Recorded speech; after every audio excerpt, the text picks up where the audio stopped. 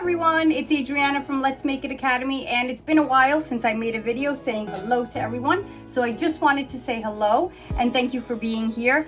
And the most important part is I wanted to share with you my reversible hobo tote that I made that I'm wearing this very summer, and I get so many compliments on, and I figured it may inspire you to make a gorgeous one too.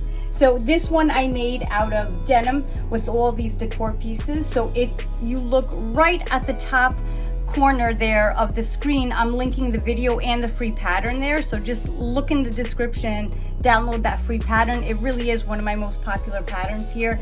And I'm also gonna link the video on how I make these flowers with the button details in the center.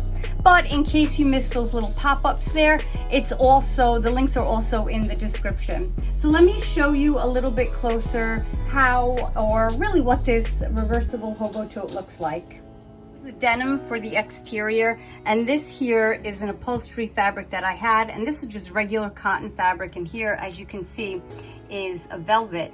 And these are all vintage buttons. This actually was an earring, and I took off the back and I hot glued it into the center here, a vintage button. How gorgeous is that? I just hot glued it right onto the denim. These are all buttons that I hot glued on, but of course you can also sew them on.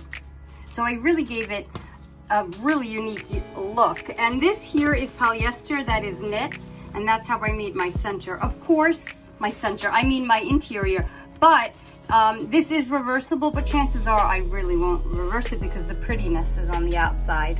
So go ahead and download that free printable pattern. Right there in the description is the link, and also watch the video on how I make these beautiful flower decals.